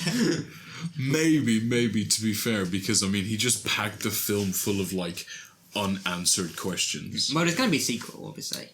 Oh, yeah, true. I'm seeding intrigue. Yeah. The Mystery of the Dead Pixel. Yeah. It's gonna have its own series on Disney+. Oh man, it's crazy. It's a crazy movie. Yeah. What movie was it? Army of the Dead. Yeah, no, I haven't seen it. I forgot. The visuals are pretty decent. I did see his first one though. His Dawn of the Dead remake, I think it was. It's not a sequel. Army of the Dead isn't a sequel. No, It's- I know. Oh, But right. it's in the film. Yeah. I like that. I quite like that, actually. No, I thought it was good. It was a lot more. It's the same story, but a lot more action based. And that Yeah, works. yeah. Yeah. It was an understandable and I guess effective reboot, Yeah. reimagining. Yeah, it was good. We said earlier we were going to talk about Black Mirror. Oh yeah. Yeah, What now, do have you you guys seen think of- any of Black Mirror? Yep, You have. all of it. You've seen all of it. So Black Mirror is an anthology show on Netflix, very much in the same vein as a Twilight Zone. But the main idea of it is that all of them are based on some sort of technology gone wrong. From the future or an alternate reality or sometimes it's just bonkers, there's metal bees and shit. Metal Yeah. bees. Big metal robot bees. Metal They're not that big. No, They're not big, B-sized. but they're bee-sized yeah. robot bees. And they can replicate more of themselves in some sort of It's a metal swarm of beehive. bees. It's Big metal crazy. beehive from And little metal bees. they kill people. Yeah, we've swarmed them. and killed- It's yeah. horrendous. Killer robot bees. Yeah. They just go into their heads and Yeah, through your ear or any hole they can Yeah. find. They Oh, just that's go brutal. inside your brain and That's just. brutal. explode.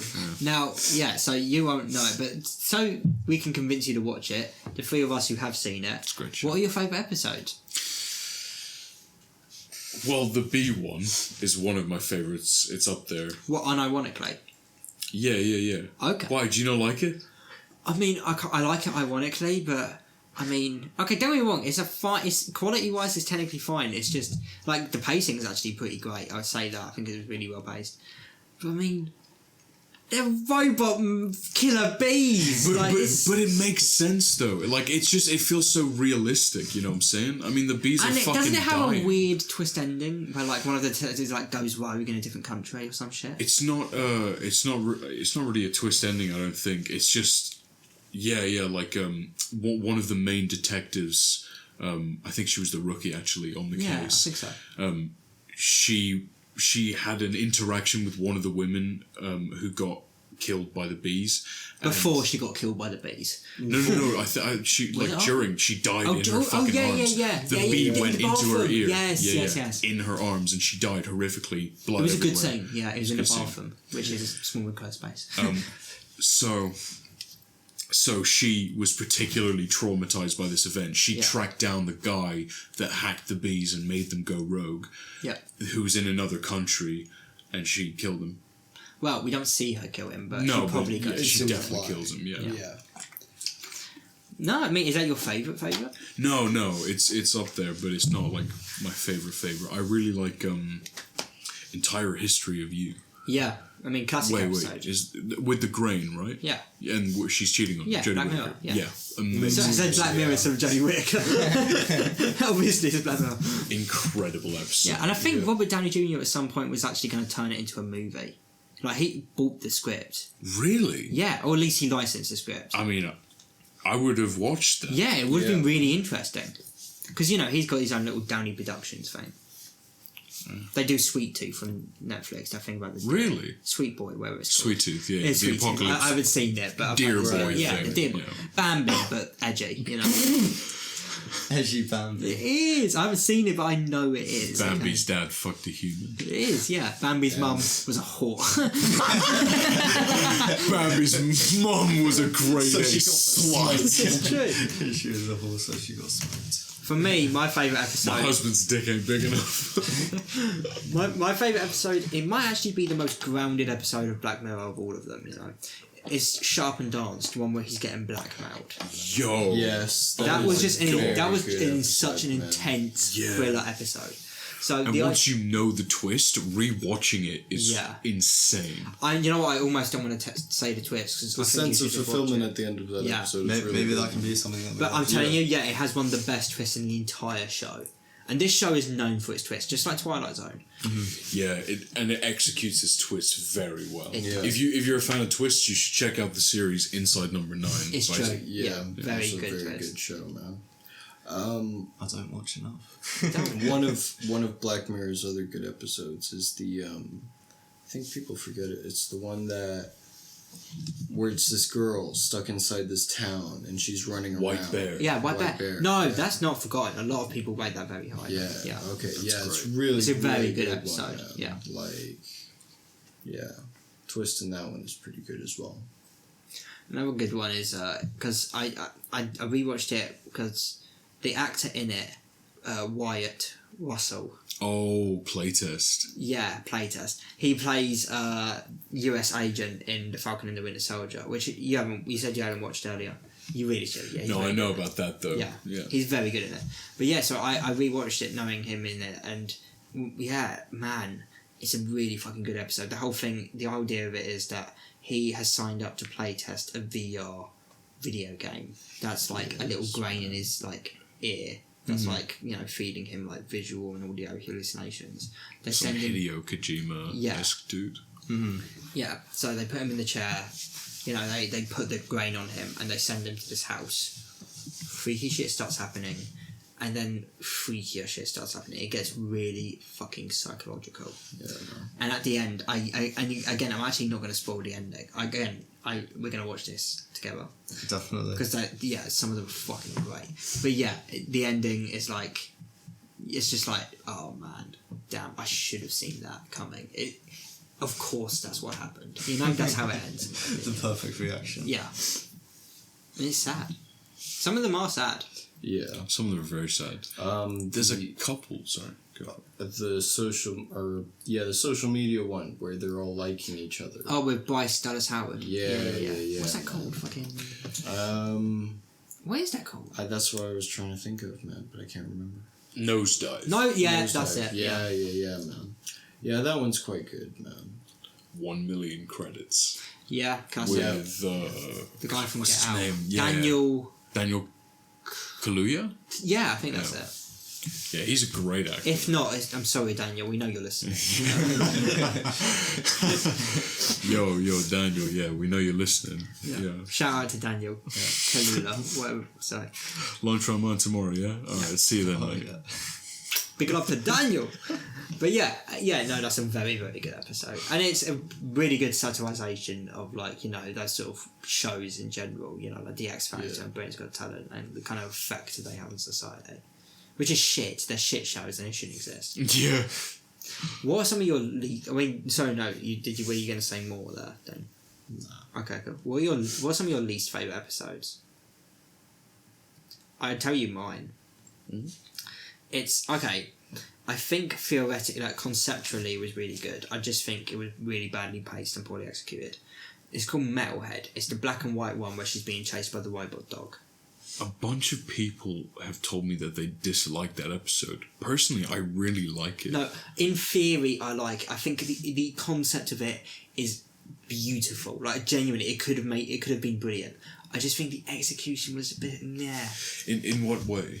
The idea of making it black and white, I understand why they did it. There was to hide imbalances in the CGI and shit. It added to the tension. I could have lived with it being black and white. It was the shortest episode of Black Mirror, and that's because I think... Really? Yeah, it's only 37 minutes long. Mm. And I think it's mainly a pacing issue. She spends too long kind of on her own. She spends ages in that fucking tree. I think if this had been trimmed into a good 15-20 minute short film, it would be amazing. But as it stands, I don't know. And I don't hate the twist ending at the end where they're protecting the bear or anything. I actually kind of like that. I like the idea that these are just normal security robots that have gone so fucking wrong,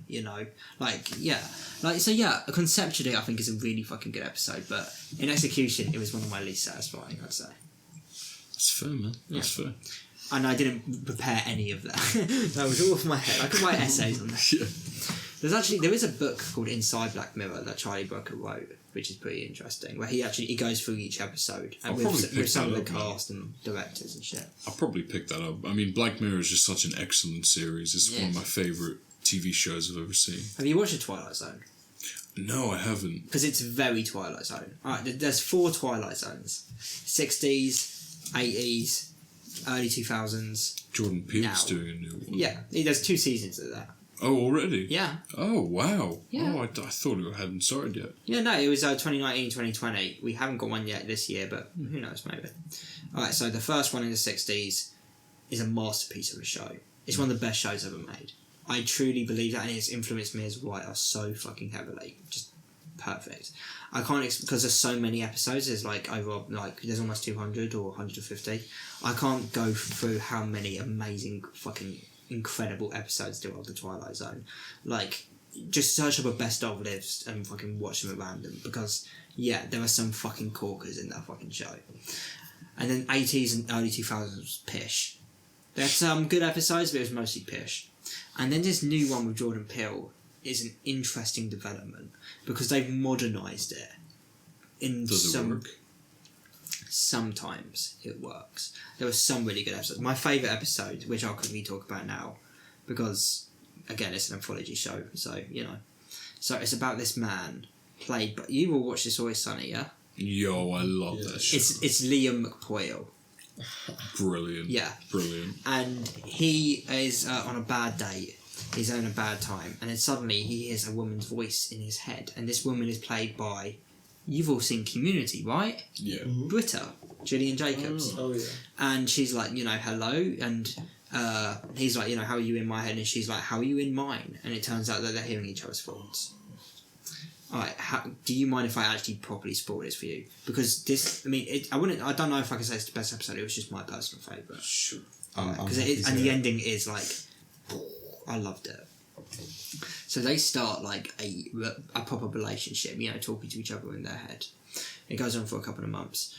Eventually, he finds out though through Facebook that she is married And, you know, he's like, why didn't you tell me? And, you know, she's like, you know, because, you know, I have, you know, I'm married, you know, like, I've got responsibilities. And he's like, do you love him? And she's like, no. And, you know, it plays like a relationship drama thing. Eventually, he's like, okay, how about we meet in the middle? You know, you get away from your husband, we can meet in because they live very far away, like opposite sides of the countries. So he's like, let's do it. Let's just meet in the middle, and that's what the episode's called. And you know, we can finally see each other and like, you know, hug and whatever young couples do when they're in love. You know? I wouldn't know. So he's on the train there, and they're talking to each other, and she's on the train there, and you know, they're having like little sweet conversations, and she's like, I don't remember his name. Quickly come up with a name. John. Shit. Let's just say it's John. Actually, no. Let's say it's Liam because it was Liam with Pawel. Okay. She goes, Liam, there's a man on this bus that's been following me for a while. And he's like, what do you mean? And she's like, I didn't realise it before, but he was on the last bus and I've changed like almost an hour ago. And you know, he's like, okay, can you call the police? And she's like, I've got no service. I don't know what to do. He's staring at me. He's really staring at me here, Liam. It's probably getting tense. And you hear, you know, her thought reaction as she gets taken, like kidnapped. Liam Neeson style. So, so he goes all the way to where he knows that bus was. So it's way past the middle. He finds some of the items that have been left behind, and he manages to. She was like knocked out, like drugged. Eventually, he's in the middle of the woods, and she wakes up, and he looks out the window. She reveals that she is in the woods, so he knows he's on the right track. Eventually, like there's a scream, and you know he knows it's her. He runs into the house. There's a man in a checkered shirt, big burly guy, big beard. You know, he's like, where is she? He's like, what are you talking about? Who are you? Get out of here. They get into a thing. He fucking smashes him over the head with a thing, kills him. Alright? Some kids walk in. They're like, Daddy? Someone comes down the stairs. It's Gillian Jacobs. And she grabs her kids and begins to scream hysterically. The police are called. And he's like, you know, you've got to explain it to them. You know, you're in my head. She's like, I have no idea what he's talking about. He's just killed my husband. You know, my poor husband. He's in the back of the police car. And he's freaking out. And then suddenly, I'm sorry, Liam. I needed a way out. He really was abusive. And I couldn't just leave him. He never would have let me. But, you know, thank you. You know, I'll never forget you. And, you know, and he's just fucking like, you know... Like, he's left there in the back of the police car. Yo, that's cold. Yeah, it's messed up. Shit, man. And yeah, I think it is the best episode of the 2 seasons. And I don't know if it'll have a third, but either way, it's not as good as the 60s show. I gotta check it out, man. You should. You very much should. Real. Alright, I think we have talked enough for this evening, gentlemen. Thank you, whoever out there is listening, for listening to this episode of the Nethergreen podcast. Big up my boys in Lithuania and Germany. Yep, Lithuania and Germany. Big up. Bruh. And fucking what were their names? Fucking Zack Snyder and and Daniel Kaluuya. Yeah, thank you for listening, guys. We really appreciated it. Feel free to tweet us out. We'll catch you in the next one. Yeah. We'll interview you one day. It'll be fun. Yeah. And thank you to our guests. Thank you to the hosts for having us. We appreciate it greatly. It was a fantastic first experience on the podcast. Thank you very much. And we will be happy to have you. That's all for this week, guys. Goodbye.